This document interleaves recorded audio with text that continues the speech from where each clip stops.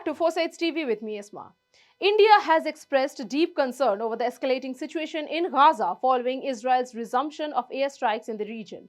This comes after Israeli Prime Minister Benjamin Netanyahu announced the continuation of military operations despite a prior ceasefire agreement. As the violence intensifies, the death toll in Gaza continues to rise, with more than 430 Palestinians, including 183 children, reported killed since the renewed bombardment began on Tuesday. The situation has led India to call for the immediate release of all hostages and the continued flow of humanitarian aid to Gaza. Here's a special report from 4Sides TV.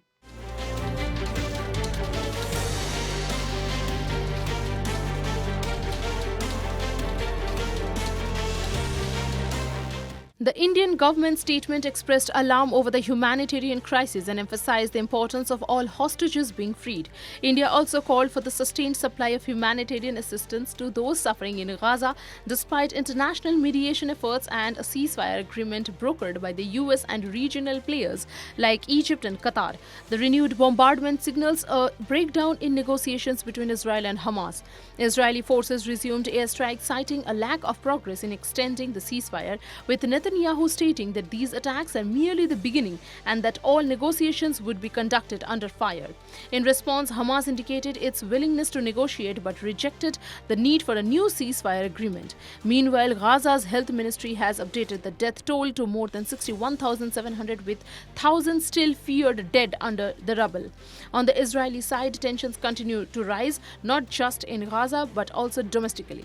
In Jerusalem, tens of thousands of citizens participated in an anti-government protest, expressing their opposition to the resumption of attacks on Gaza and Netanyahu's efforts to dismiss Ronen Bar, the head of Israel's internal security agency.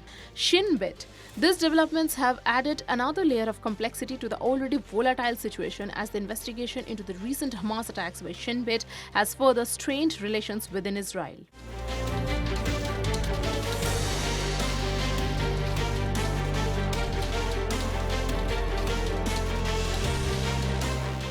India remains committed to advocating for dialogue and diplomacy as the only viable solution to the Israeli-Palestinian conflict, reiterating its support for a two-state solution.